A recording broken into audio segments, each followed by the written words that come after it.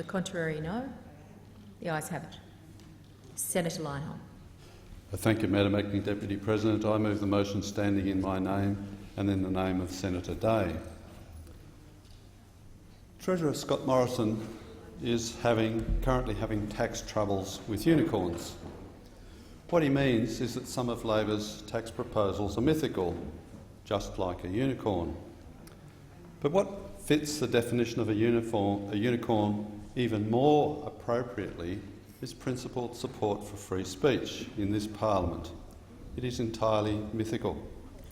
In fact, based on my experience since I was sworn in, it appears I am the only senator to consistently and without exception defend freedom of speech. A position held across the political spectrum in the US by everyone from Bernie Sanders to Hillary Clinton to Donald Trump and Ted Cruz, and widely held in the United Kingdom by Conservative and Labor politicians, is in Australia represented by a single minor party senator, me. I've had people tell me that classical liberalism has no natural constituency in Australia. Of course, I hope they're wrong, but if they're right, we are confronted by a parliament that explicitly rejects a core part of the Western liberal tradition. That core part is freedom of speech, but freedom of speech not subjected to peculiar notions or peculiar conditions, like notions of hate speech or defamation laws that do little more than create a lawyer's picnic. I don't want free speech to be a unicorn. It is obvious the government only believes in freedom of speech in theory. Before the last election, Tony Abbott gave a commitment to modify Section 18C of the Racial Discrimination Act, the provision used against Andrew Bolt. I was in the audience when he made that undertaking. He said, and I quote, "The Coalition will repeal Section 18C in its current form. It won't just be the current Gillard government that debate over new restrictions on free speech will test. It will be all the commentators and organisations that have ever thundered in defence of free speech, but find their indignation highly selective."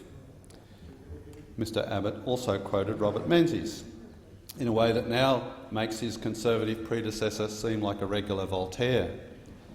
I quote, "As Sir Robert Menzies declared, the whole essence of freedom of speech is that it is freedom for others as well as for ourselves.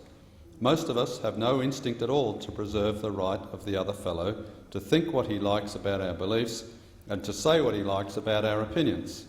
But if truth is to emerge and in the long run be triumphant, the process of free debate, the untrammelled clash of opinion, must go on." End of quote. Somehow, things have moved from a promise to repeal 18C to reneging on that promise to the passage of vast swathes of legislation further undermining freedom of speech. In the first National Security Bill, Section 35P introduced harsh penalties for journalists who report on ASIO's special intelligence operations, even when they report historical misconduct. At the time, I warned repeatedly about the danger this provision posed to investigative journalism and the chilling effect it would have on freedom of speech. I told journalists over and over that their ability to do their job was at risk. But not until the bill became law did it dawn on them, and a few others, that I might be right. I was vindicated entirely when Roger Giles QC, the independent National Security Legislation Monitor, delivered his report on this, where he said, I quote, "It creates uncertainty as to what may be published about the activities of ASIO without fear of prosecution. The so-called chilling effect of that uncertainty is exacerbated because it also applies in relation to disclosures made to editors for the purpose of discussion before publication." He then pointed out that the application in this manner of broad secrecy prohibitions to outsiders is not satisfactorily justified, including by precedents in Australia or elsewhere. So, after telling me I was wrong during the debate in this chamber, the government has in effect conceded it was wrong and is now amending this obnoxious piece of legislation. They could have done that in 2014 when I first spoke up about it.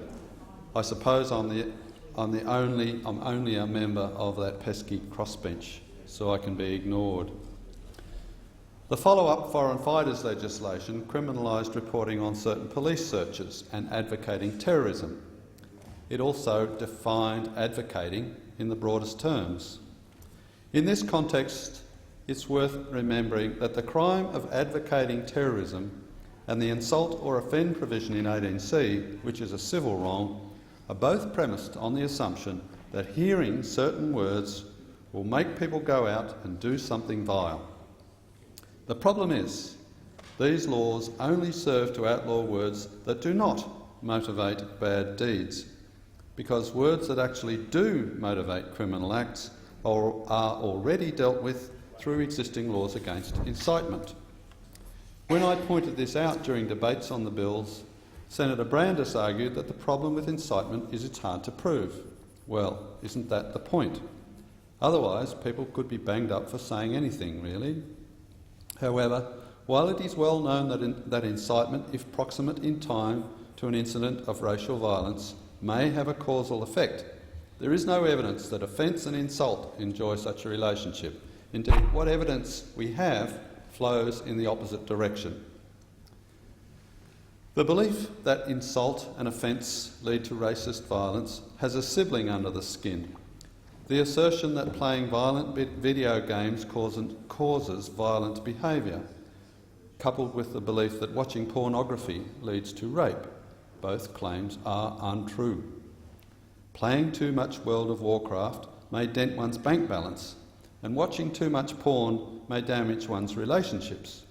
However, in study after study, researchers have found that playing violent video games and watching lots of porn are correlated with reduced rates of violence and sexual assault. And when it comes to hate speech laws, apart from being unsupported by anything approaching evidence, these have serious unintended consequences.